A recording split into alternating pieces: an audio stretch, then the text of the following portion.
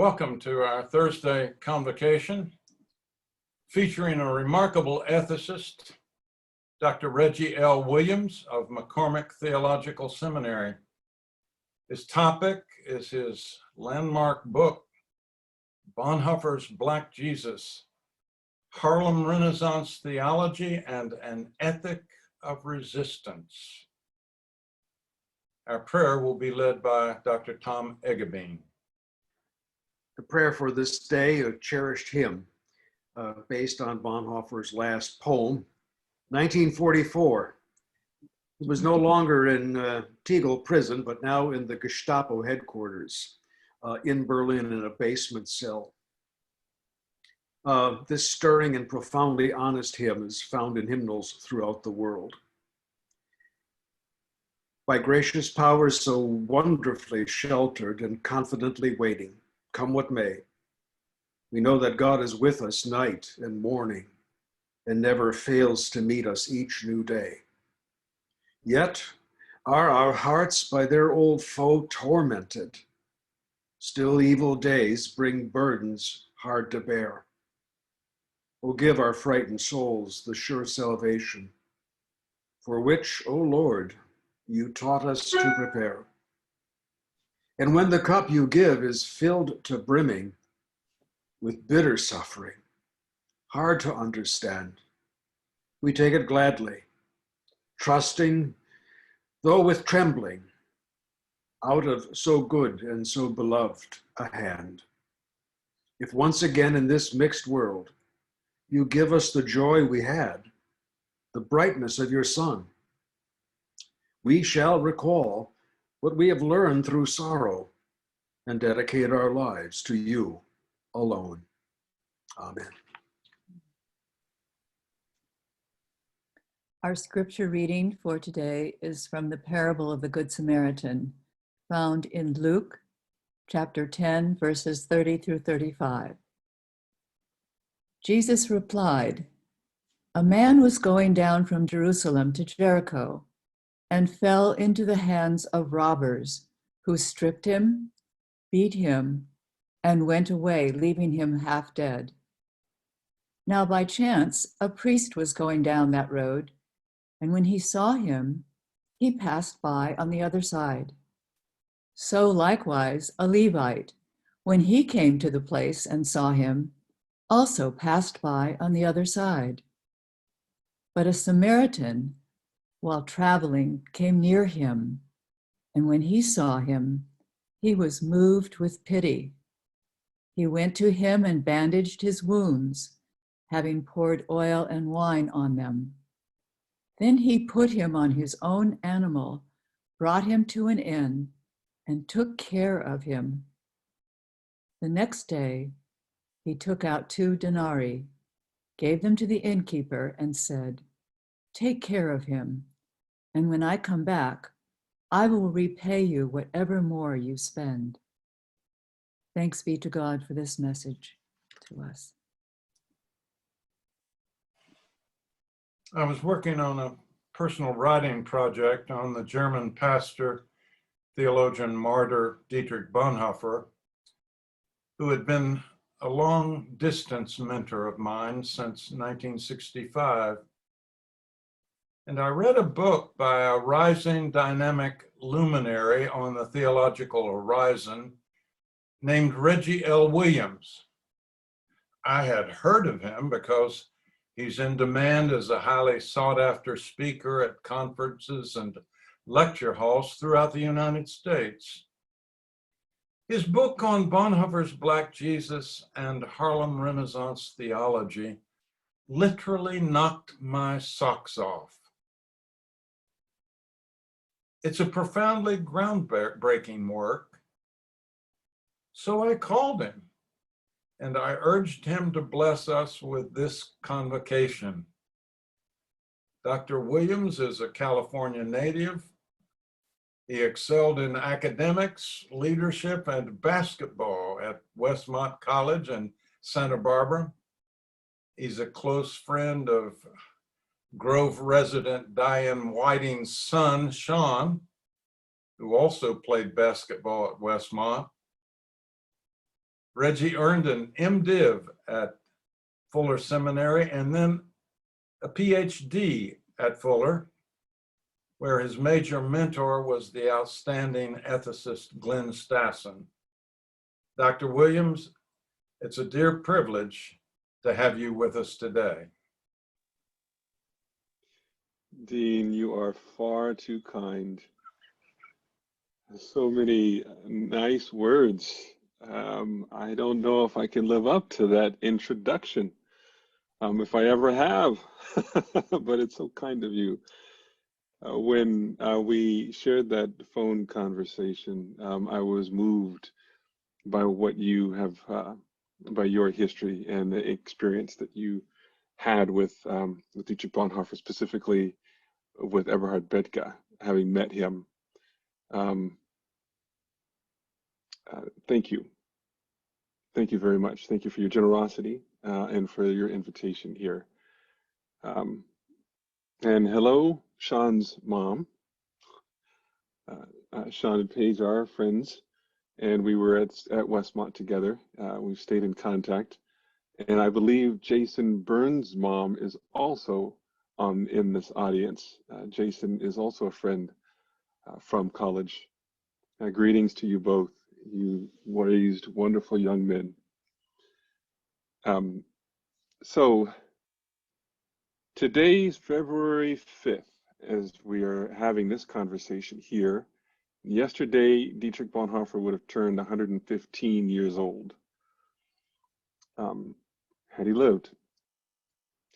But he was murdered at age 39 in April of his 39th year of life, Flossenburg concentration camp in this beautiful Bavaria region of Germany.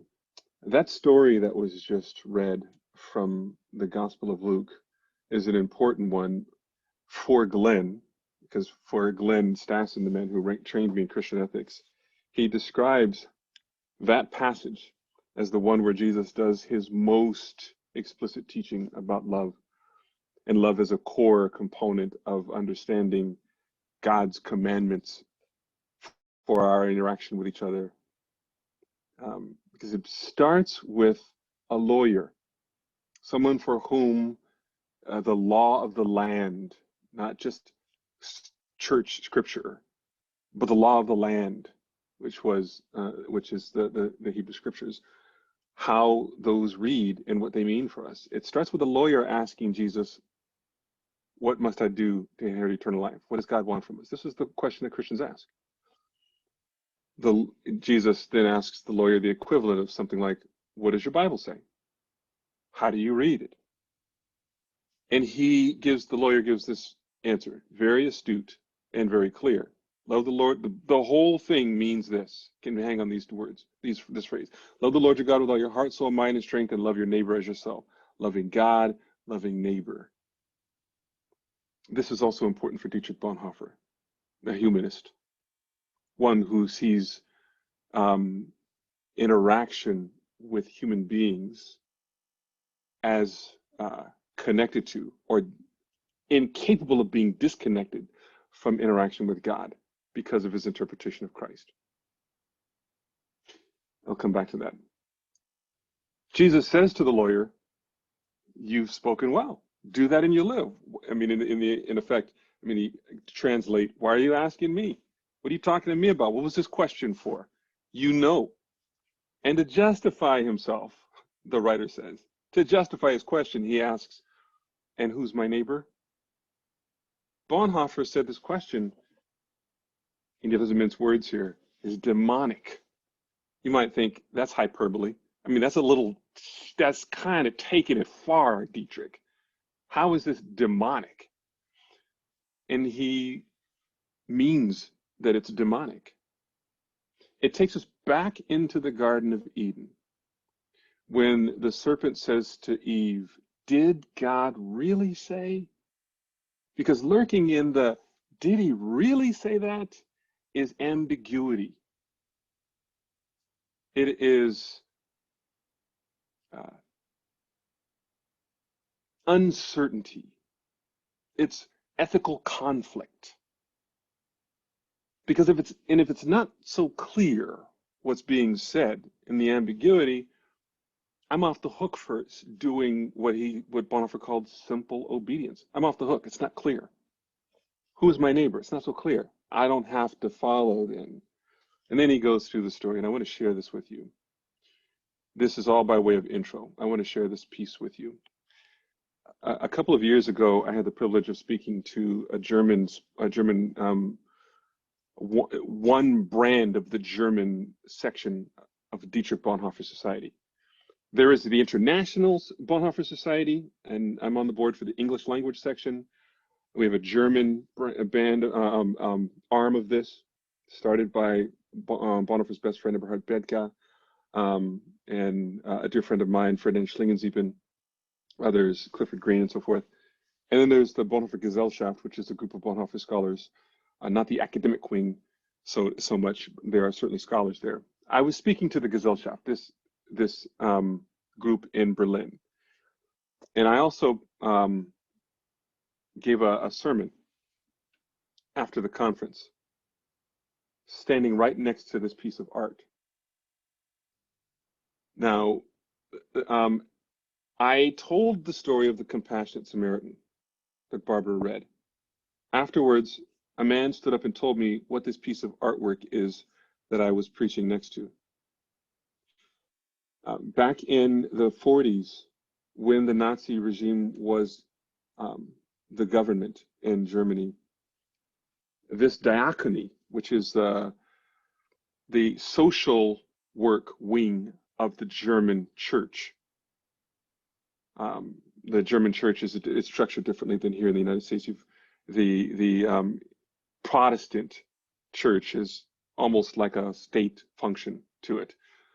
They have a social work component, people who work for the church who do the social concerns, and they call it the diacony. This diacony, we were meeting in the building of a diacony in Berlin. They saved lives. Specifically, this piece of artwork was done by a Jewish man in the 40s that they hired. They hired him in order to save his life. And he did this piece of artwork in representation of the diacony. This is the man who had fallen among the thieves. The artwork depicts him as someone from a concentration camp.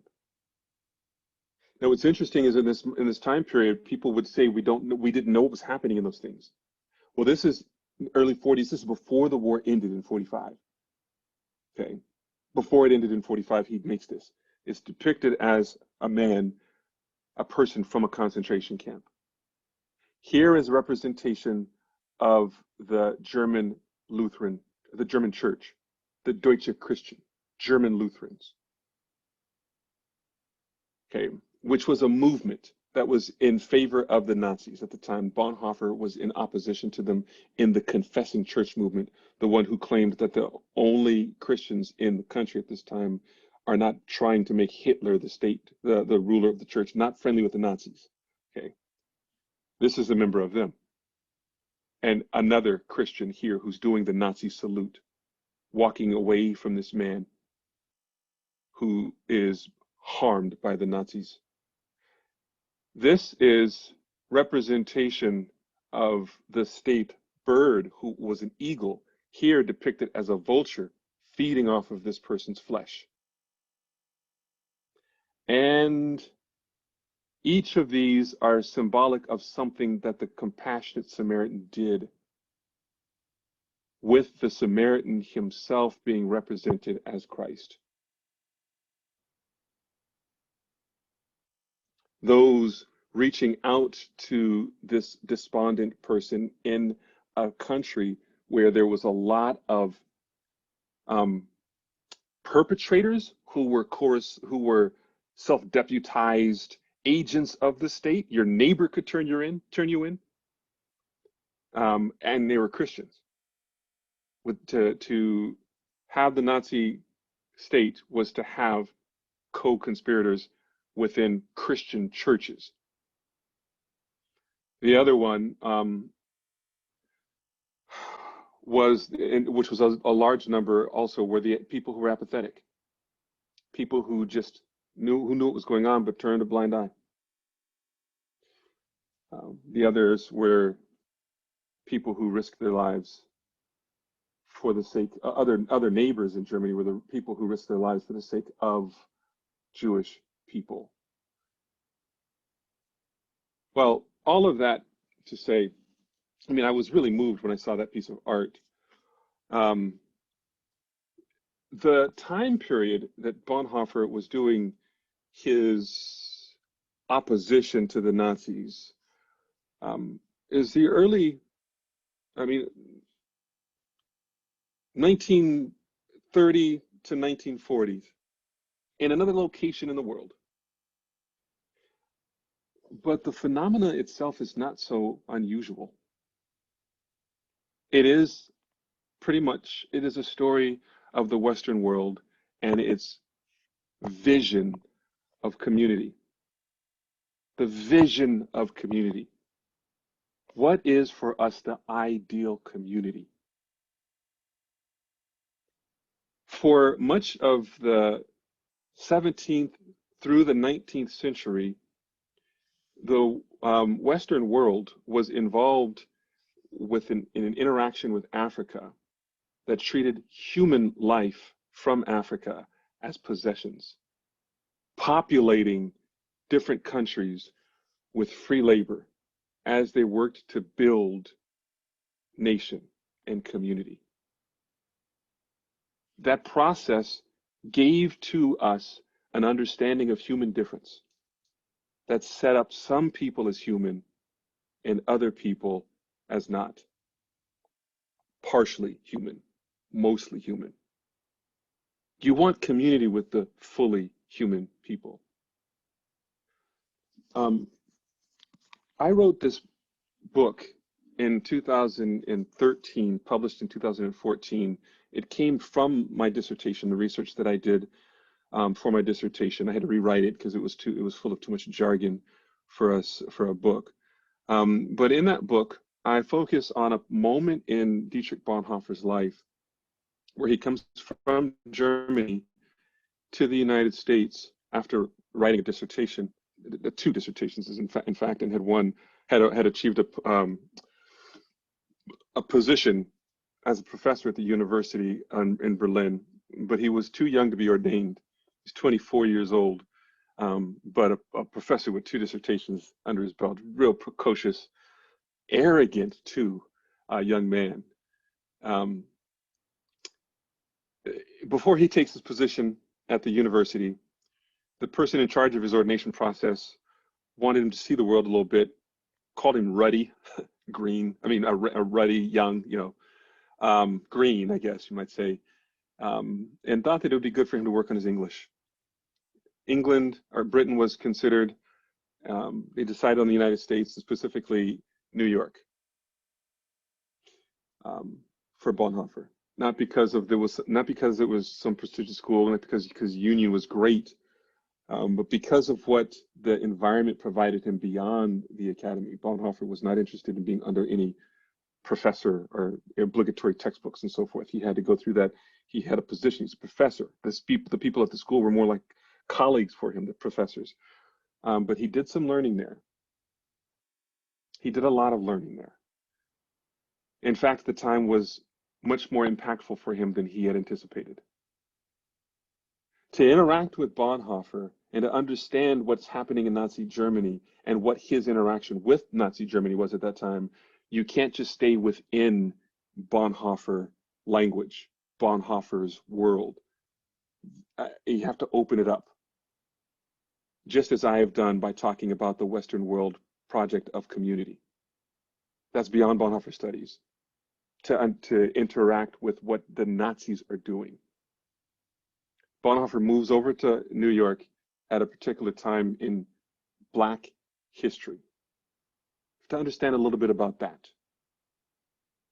Here we are in Black History Month in February. These things are important, especially to understand what happens to him. So These slides, I want to talk about them for a moment with you.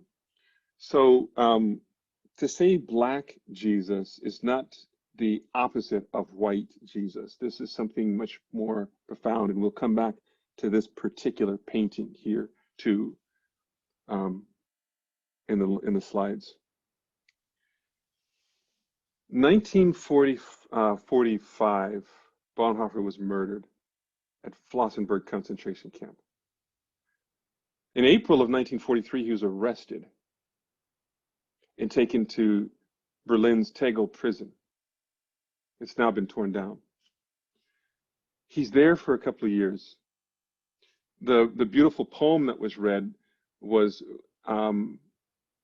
written in a Gestapo prison, Prince Albrechtstrasse. On Prince Albrechtstrasse is where Prince Albert Street. It's a Gestapo prison. Tegel prison is a military prison, not the. I mean, there's a variation here. The military prison is not the same as the Nazi Gestapo prison, although Tegel is an awful place.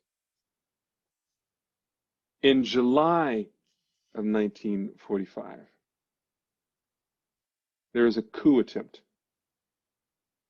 that fails. Bonhoeffer is in Tegel prison at this time, and he is one of the members in a broad circle of more than 100 people who are involved. If you've seen the movie Operation Valkyrie, it's about Colonel Klaus von Stauffenberg, who plants a bomb in Hitler's bunker, Wolf Lair, and it fails. It doesn't kill Hitler. But this operation by Klaus von Stauffenberg and several military members fails.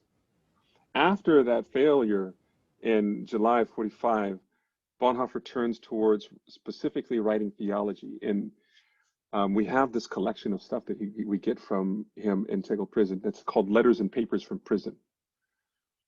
In that, when he turns towards what we call theology lectures, theology letters, he has an outline for a book. He asks this question and makes this statement: what do we really believe? I mean, believe in such a way that our lives depend on it. Belief such that our lives depend on it. And he makes this statement here: the church is the church only when it is there for others. Now, it may seem like a toss-away line here, or a nice pithy saying that you might say on Sunday morning, but to say the church is the church when it is there for others is actually to speak in the language of his entire theological work. Being for others. Being is being when it is for others. There's a lot of being there in that statement. But it's his theological construct. He's interacting with concepts of personhood and human being that are rational only. And he wants to move them from rational, logical concepts into social categories, into the social category. What scholars say from the epistemological to the social. So to say that being is being for others is to say that I don't have my, what I would say, personhood here. In Bonhoeffer, I don't see him making a distinction between human and person. For some people, there is a distinction. Human being is anything that is human. So the fetus inside the mother is human. The child born without a brain, encephalopathy, is human. The very, very elderly Alzheimer's patient who doesn't know that they're sitting in a room or the people around them, that is still human. But are they person? Some people would say person is in your capacities. You enact personhood by your ability to recognize, to be self-aware, and to have hopes and so forth, hopes and fears for the future. I don't see Bonhoeffer making such a distinction between human and person. For him, personhood is something that is social. It isn't in your capacities, your rational capacities. I have my personhood when another person is present. I have my personhood when I acknowledge or engage the personhood of an other person. You can see it in social roles. I'm a husband because I have a wife. You know, I'm a professor when I have students. I'm teaching when I'm engaging with students. If you see me lecturing to my bookshelf, you know something's wrong with me. You know, that's my personhood is in relationship, is in engagement with others. This is what Bonhoeffer is doing. The church is the church when it is there for others. Another way of saying that, he starts by talking about persons in this way as relational. Then he says that persons can be individual and collective, using some German scholars. Person, it could be individual, meaning you alone, and it could be collective, meaning when I was playing basketball at Westmont versus, say, Biola, the personality of Westmont is different than the personality of Biola. The personality of University of Kentucky is different than the personality of Duke University. There is an ethos there that makes it a person. And the individuals in that institution contribute to the collective personality of the university, and the collective personality of the university contributes to the individuals who attend. And that's a collective person. Jesus is, for Bonhoeffer, the collective person of the new humanity. He stands in for everyone. Because of sin and shame, we can't stand before God. Christ stands in for us, becomes vicarious representation. That's what he makes. He makes use of this German word Stellvertretung. Jesus is vicarious representation. Okay. The church is the body of Christ in the world. Jesus stands in for others. He does it in a very literal sense, so that you never meet someone without meeting Christ, because Christ stands in for all of human beings, before God and before each other. The church is the church only when it is there for others. You cannot be apathetic and walk by that Jewish person. Your being is being for others, both in the noun sense, being for others, and in the verb sense, do it, be for others. This is what he says here, and I've lingered on this slide quite a bit. Now let me move forward and show you what else happens with him. So he says this in prison, but there are some significant developments that happened for him to get him to prison. He's a traitor to a government that's being set up specifically for him. He is an Aryan, blonde-haired, blue-eyed, wealthy, well-educated Aryan man. The country is being set up specifically for him. And he's in prison when he writes this, as a traitor. How did he get there? How did this man become a traitor? And it's true, it's not too much to say that when he was executed and the war was over, people in Germany didn't know what to make of him and the group that were part of Operation Valkyrie. They didn't know what to make of him. These traitors. He's a traitor. How did he get there? Well,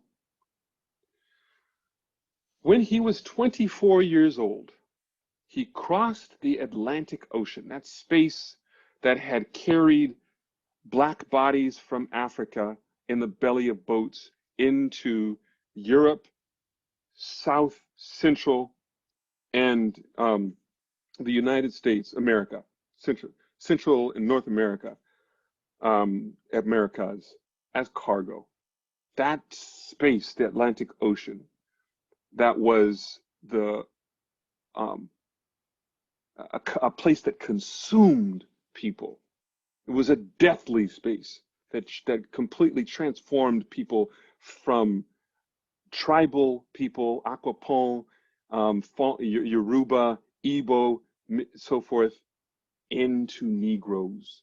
He crosses into this space and goes to New York, where something profound is happening there with people in the African diaspora.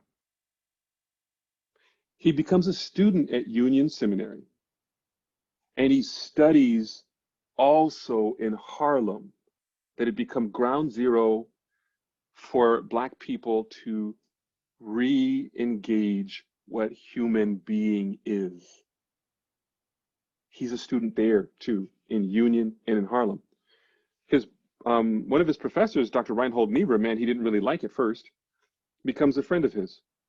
And he says this about a class that he takes with Niebuhr in the second semester. Okay, the second semester is really different for him. You'll see what I mean. Second semester is really different. He says this, in a lecture course by Dr. Niebuhr, the social and Christian problem was discussed in the context of modern American literature. That was extremely informative. I learned much from my own experiences in Harlem. He's learning in Harlem. Important enough that he writes home about it. I'm learning in Harlem. And because of the experiences I'm having in Niebuhr's class, it's helping me with what I'm learning in Harlem. What is happening in Harlem? He's reading artists from the Harlem Renaissance Literary Project, from the Harlem Renaissance Literary Movement. Now, this is the second semester. First semester, he wasn't speaking so positive about New York. There is no theology here, he says when he first gets there. Although I'm basically taking classes and lectures in dogmatics and philosophy of religion, the impression is overwhelmingly negative. They talk a blue streak without the slightest substantive foundation and with no evidence of any criteria. The students, on average 25 to 30 years old, are completely clueless as to the most important questions, he says. This is when he first gets there. He spends a lot of time then, and Paul Lehman, one of his closest American friends, says nearly all of his free time in Harlem, so that you get this positive assessment later. Let's talk about what's happening in Harlem.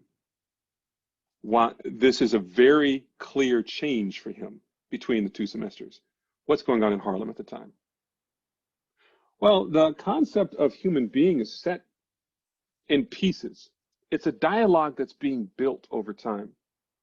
This piece of art that you see here from Leonardo da Vinci, Da Vinci's Vitruvian Man, is in fact, it's not just a piece of artwork. You may know this here, you may recognize this. It's an effort to solve a math problem. How do you fit a square inside of a circle? Can a square fit inside of a circle? I hate math, didn't study it, chose theology specifically so I wouldn't have to. So I wouldn't talk about the math here, but I will point to the conclusion. The conclusion here is solved by the dimensions of the dimensions of the human body, the perfect human body, the ideal human body. It's solved by the dimensions of the ideal human body, here rendered European, white, masculine. This is in the age of discovery. When I am in the undergraduate classroom, I say, what year did Columbus set sail? And they sing a song, 1492, Columbus sailed the ocean blue, blah, blah, blah, blah, blah. It's roughly about this time in the 1490s that Vitruvian Man, although Vitruvian Man had existed in other manifestations earlier, but this particular one with Leonardo da Vinci is sketched out. And even beyond the fact of the piece of art here, even beyond the fact that this art is sketched out, it's popular, it's the concept. When they head out from Europe in the age of discovery, they have in mind the perfect dimensions of the human body when they meet other bodies in other lands.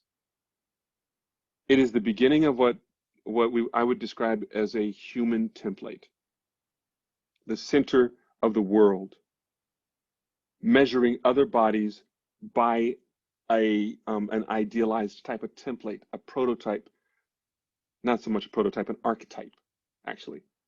This is the human. And this concept of the human is given divine sanction from the empires in Europe who see themselves as Christian. Christian humans. Jesus become human is representative by white European male flesh. He is the one burdened with the task of saving the world and representing God. And this 18th century representation of Jesus shows his triumph at his resurrection. If you look at the bottom of the painting, you'll see the blood of his enemies. The person who was guarding the tomb crushed. This is not from the Bible, but neither is this Jesus. Crushed by the stone that was covering the tomb as Jesus is raised with all power. And these two perfectly proportioned blonde white women kneeling at the feet of the one risen with all power. It's an imperial Christ here, the dominating imperial one, represented as white masculine from Europe. Okay. This is holy license. And one way of saying this, to speak Christ-centered. Bonhoeffer's got a Christ-centered theology, but to speak Christ-centered is to name Jesus centered on a European concept of knowing all things, having all things, burdened with the task of saving the world, and having all power. Gifted with all power, burdened with the task of saving the world. Christ-centered is to center Europe as the location of God's salvific work in the world, and European men as human. People of European descent, white. And everybody else's humanity is derivative, human in aesthetic proximity to this divine template. So, Bonhoeffer heads into Harlem, where this concept is being troubled. And a white aesthetic describing humankind as white and masculine, and everybody else is human in aesthetic proximity, this is being troubled.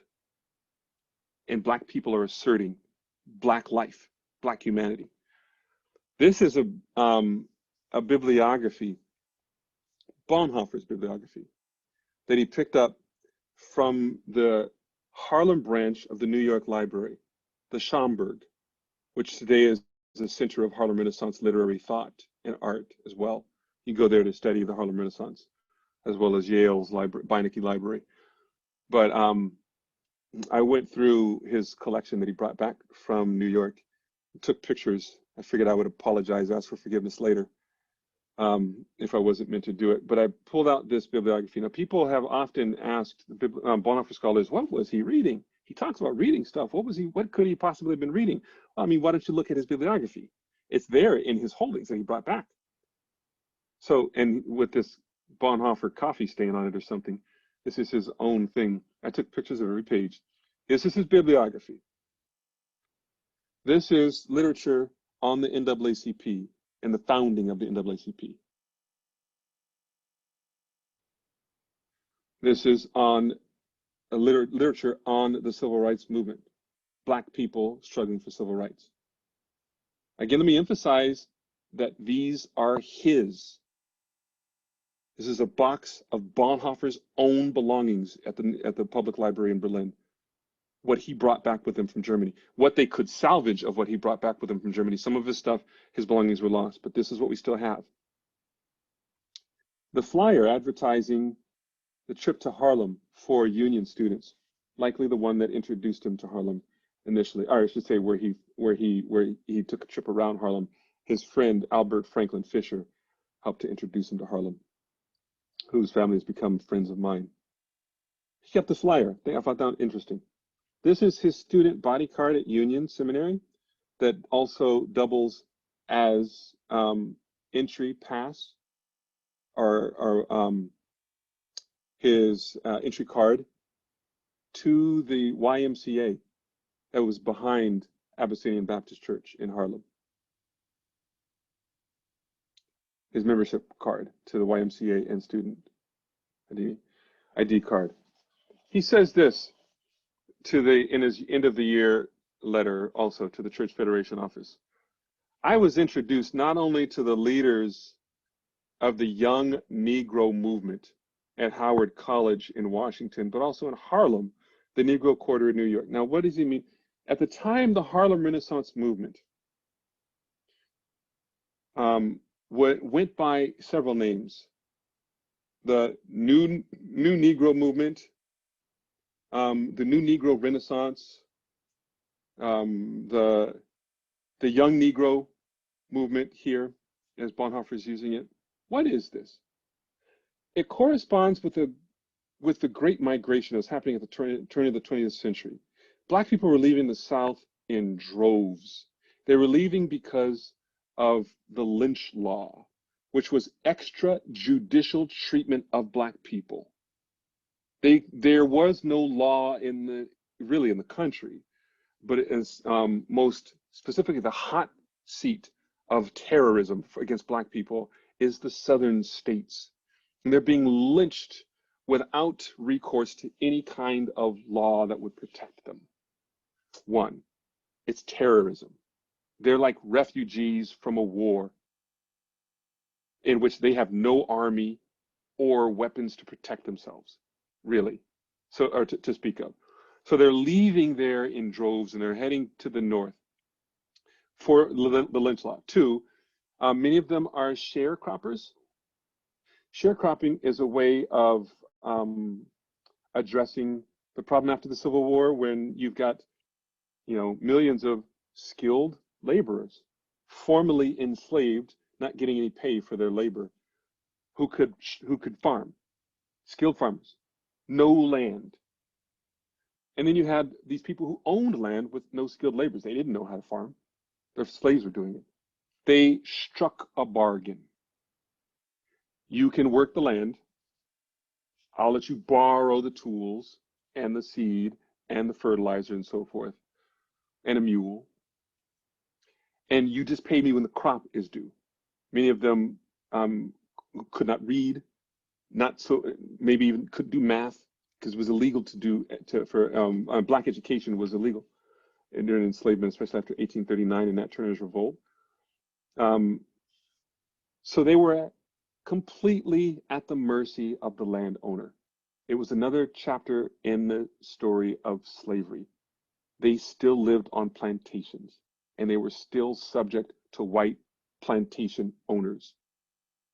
Okay. And the plantation owners kept them in perpetual poverty. To leave the plantation when you owe the landowner debt, when you owe him money, is to be at the mercy of the police. They owned those people who worked that land. It was another way of escaping if you could get out of that. That's one. So debt peonage. They were leaving the South for debt peonage. The third one was a pest on the crops. The turn of the 20th century, this thing called the boll weevil was eating the cotton crops. So whatever measly anything they could eke out of a crop to feed their families, if they could do that, was being destroyed by the boll weevil. So this infestation of this pest caused them also to leave. And then there was, right around the time of around World War I, 1914 to 1918, immigrants who were the largest population of people working in the factories in the North were staying at home to fight for their country in World War I, many of them. And there was a depth, I should say, a vacuum of workers in the factories. So they could leave the South and come up north and work in the factories and make much more money than they were in the South, in the southern states. Black people from the South began to populate urban centers in the North. New York was destination of choice. Harlem, Chicago, Philadelphia, Cleveland, and so forth, where you have Black populations in the North today. They were populated by the Great Migration, this massive population shift fleeing the South. Harlem was the destination of choice. Washington, D.C. was also a destination. What he speaks of here was going to Howard University. He says Howard College. It was Howard College at the time. Going to Howard University, the school of his friend, his black friend, Albert Franklin Fisher. Fisher takes him to Howard over Thanksgiving, and he sees another branch of the Harlem Renaissance movement. The movement took the name of Harlem, but it was a broader movement. There were branches of it in Chicago too. So he goes up there and he learns about the leaders there. And at that point in time, Alain Locke, the leader of the Harlem Renaissance movement, whose book, The New Negro, was a signature book of that movement, was teaching at Howard at that time. He's learning. And this is what they were addressing. There are lots of, some of these images are offensive, and I should warn you. Lots of images of black people that do not come from black people. The way white supremacy works is it names other demographics for them as it's describing white people. There is a deficit in everybody else. Where there is ugly in other people, beauty exists in white. Where there is stupid in other demographics, intelligence exists in whites. Where there was immorality in other people, morality exists in whites. You know, where there was cowardice in other people, bravery exists in whites. Describing other people is a way of describing white people, period. Uncle Remus is one of the characters that help describe the full humanity of white people.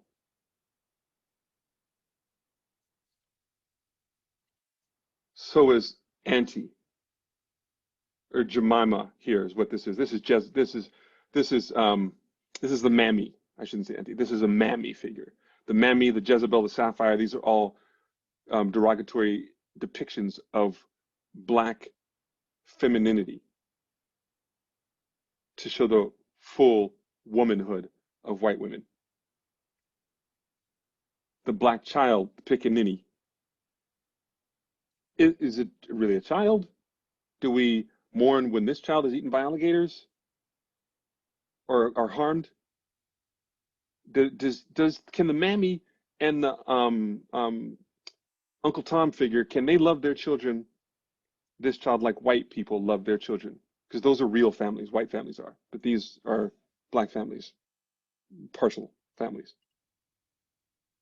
And then this here is a depiction of, this comes from the moment just after the end of of the Civil War, when there was a Freedmen's Bureau, existed to help usher 4 million formerly enslaved people into citizenship. And there were white people in the South who were dead set against it. And this is why, and I linger here, I've lingered all of this for a reason. Some people would say that if white people came to recognize black people as fully human, then black people would have a better time in the United States. But the problem here is not that white people don't recognize that black people can be fully human. The problem is that for black people to be understood as or recognized as fully human is a threat to white supremacy. It's a threat to the existence of white people as the only ones gifted with the image of God and burdened with the task of saving the world. White supremacy wants to guard white people as the only ones who are human, the only ones for whom moral responsibility is due. Nobody else. The work against the Freedmen's Bureau was the work against incorporating black people as humans, so that black humanity makes no sense. Black people recognized in the Harlem Renaissance, this is what William H. Johnson is doing in this depiction here of Jesus and Three Marys, recognize that to go at this argument about white people as the only ones who are human, you have to engage their Jesus. You got to engage the religion. The religion is sacred license for white and human as connected. And the only way that human is connected, or the only way to see human, white and human are brought together in this image of the divine, the one who is incarnate as human, fully human. By depicting Jesus as black, they're going hard at the way that human being is understood. Christ was black. Black is human.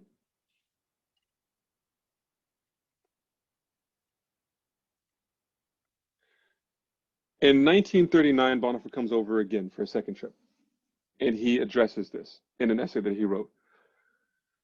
For American Christendom, the racial issue has been a real problem from the beginning. He writes, he does this study of Christianity in the United States, and he writes this essay called Protestantism Without Reformation. This is what we've got here. No standard understanding of the gospel that people share.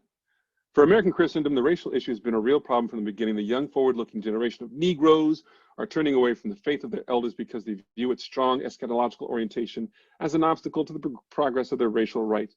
They can sing about heaven. You can have all this world, but give me Jesus. And the younger ones are saying, nah, I want some Jesus right here. I want some pie in this world here, not just pie in the sky. This is one of the dangerous signs of the church's guilt in past centuries, and a great problem for the future. The fact that today the black Christ of a young Negro poet is pitted against the white Christ reveals a destructive rift within the Church of Jesus Christ. Many white Christians, through influential organizations, do whatever they can to improve the relations between the races, and that discerning Negroes recognize the serious difficulties.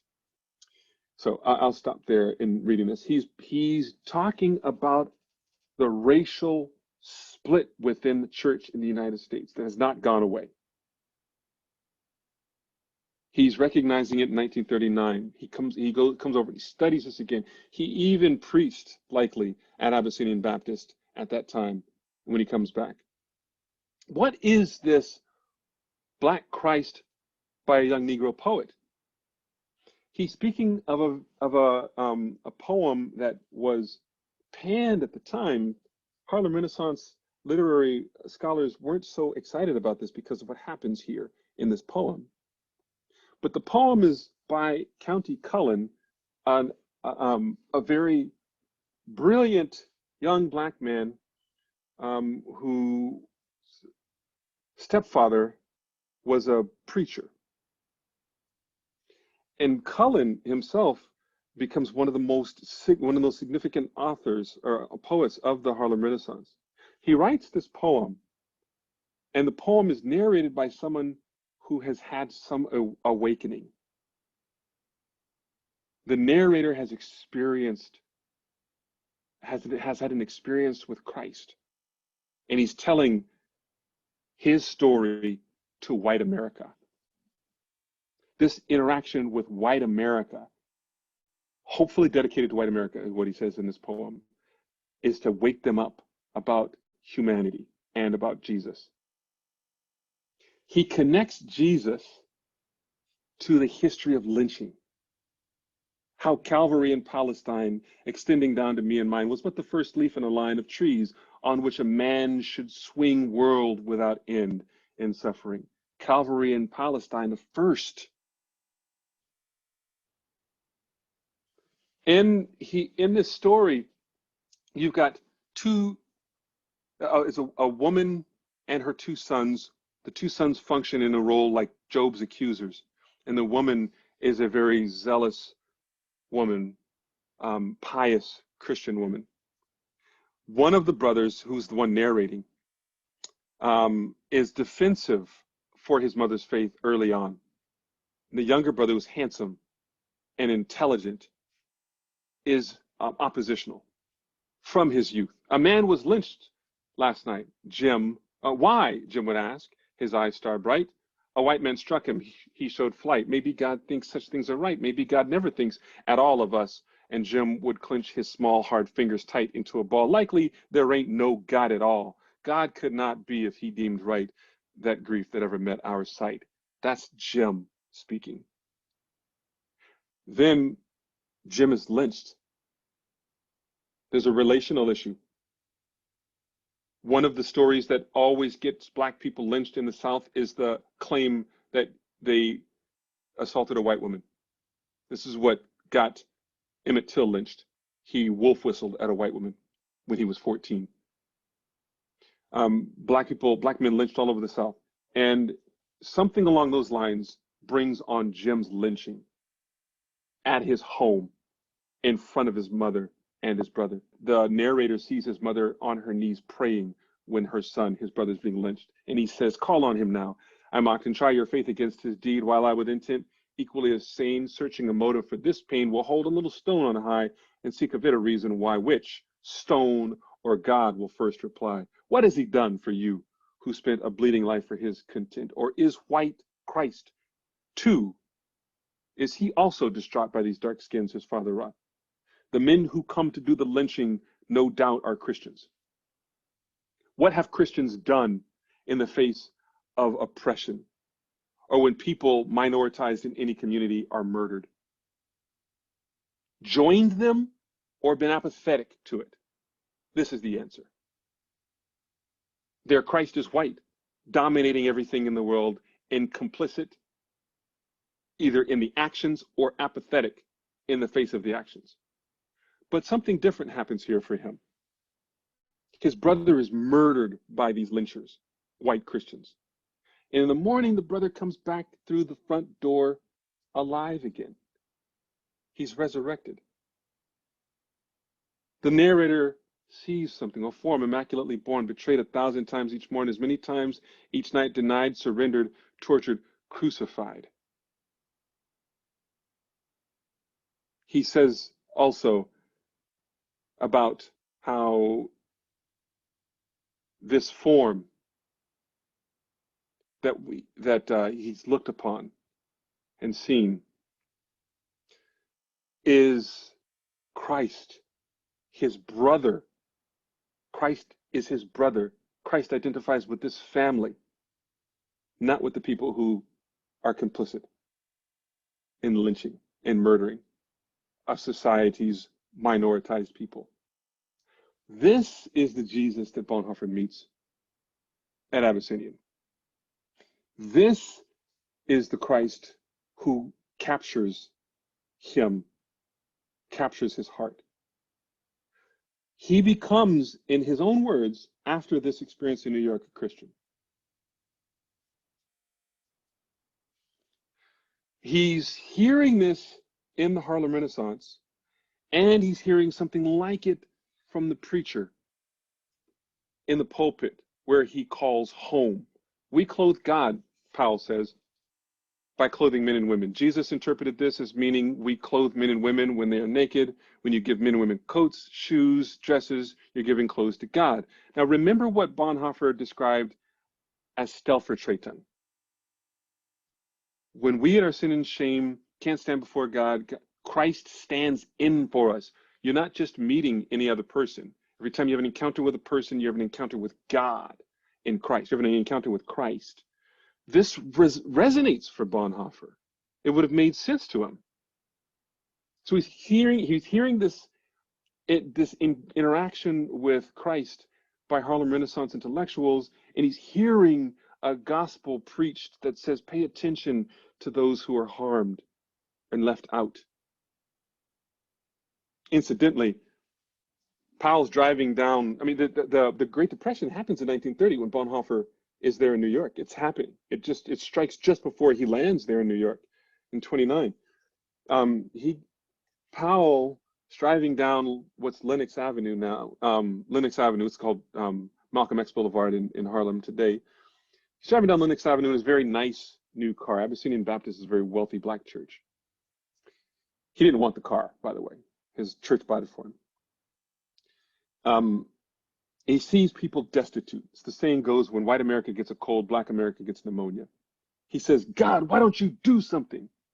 A couple of nights later, in his sleep, he says he hears in his dream, Powell, why don't you do something? Like every good preacher would do, he preaches a sermon series. in response. This is one of the 2 sermons he preaches in response to God's command to do something about the suffering. When we give men and women coats, shoes, and dresses, you're giving clothes to God.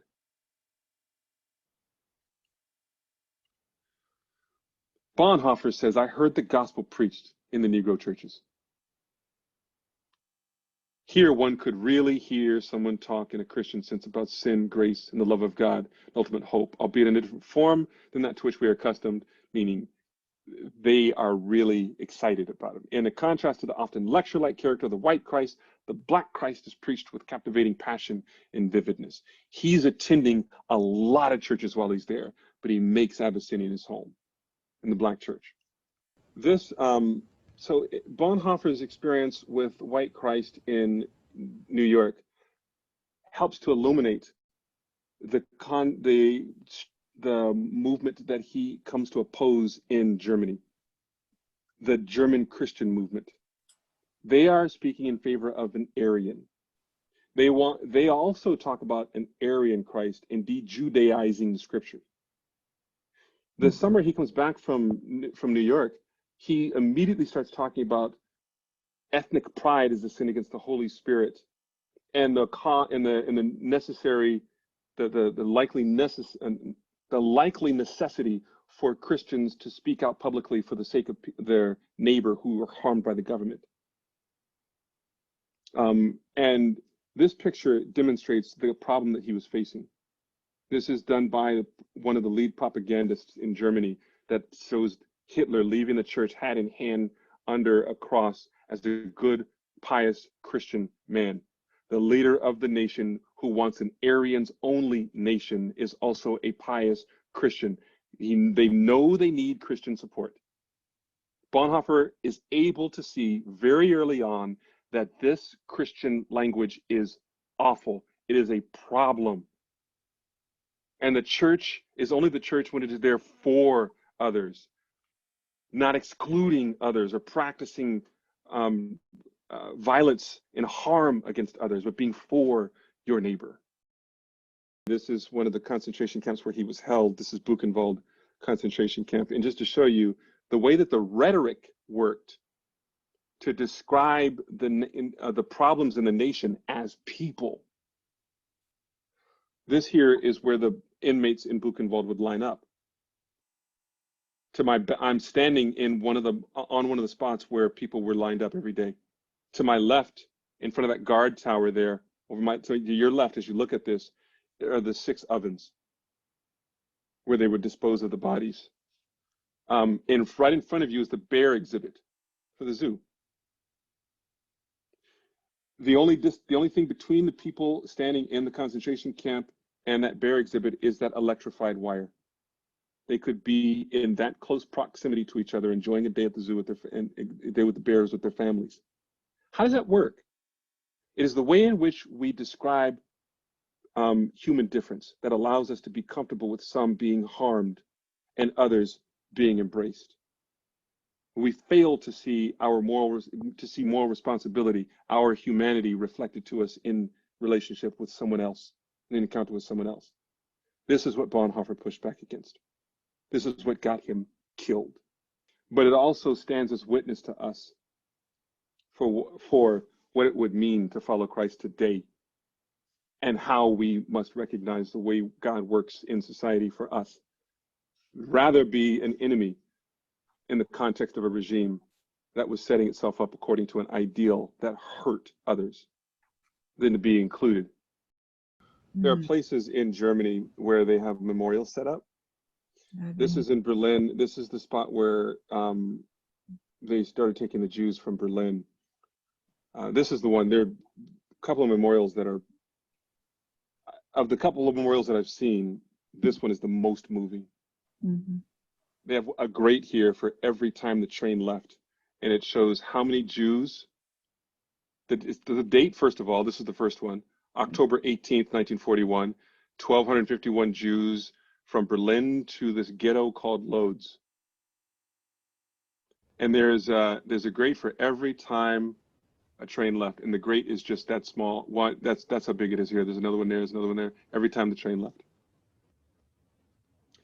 I would show that. So this first one here, what's interesting, Bonhoeffer wrote a letter with an attorney for the Confessing Church movement to military leadership, describing what he saw on this day when they rounded up those 1,251 Jews.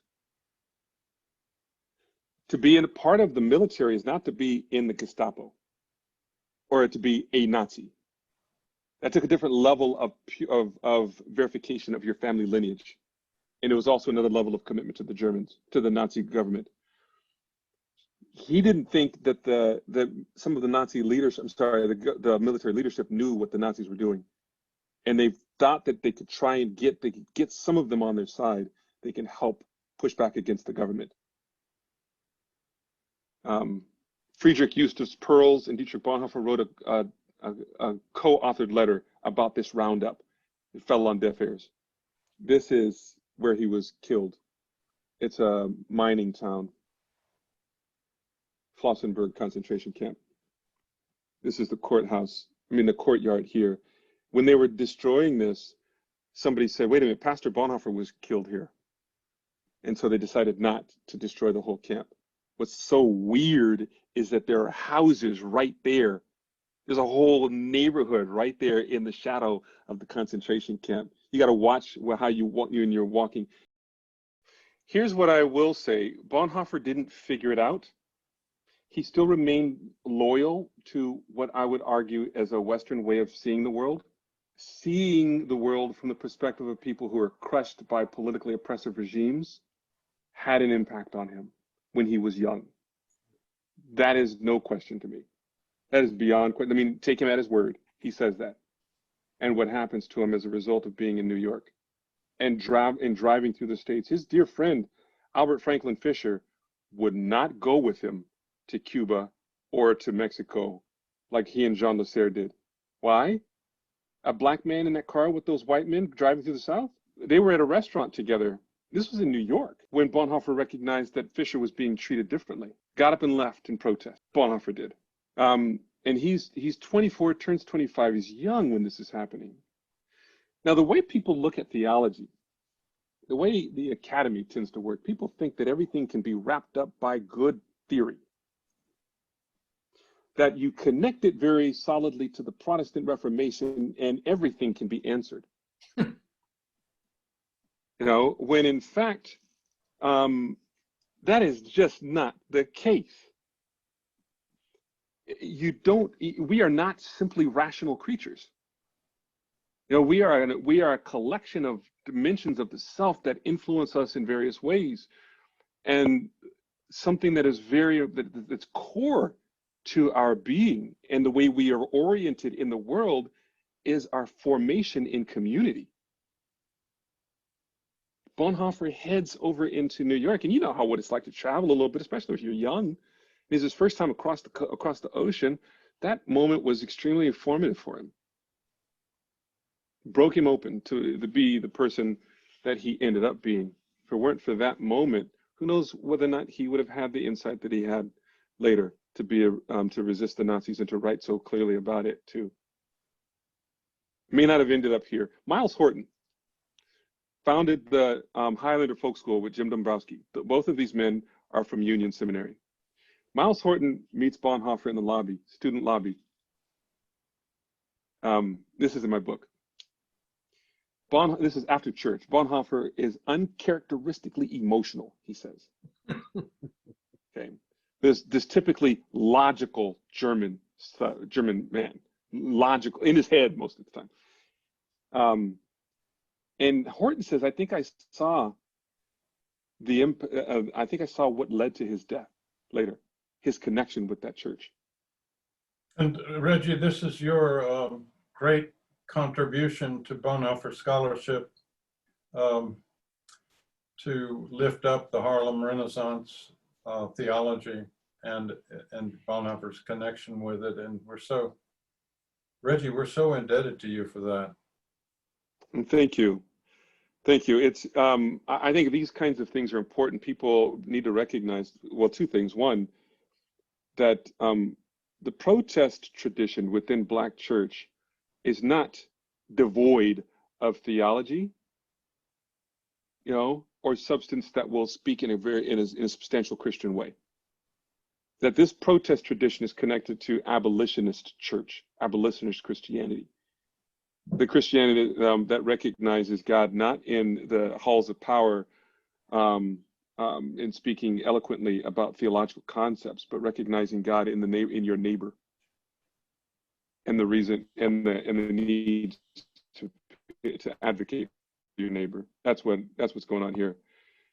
This is all at Flossenburg. And by the way, if you ever have the opportunity to go there, this is all set up as memorial. People think that there are actual ashes here. This is in the Valley of the Dead, where they just threw the ashes all together. They put this thing up here just symbolically. Do you see this as a form of reparations?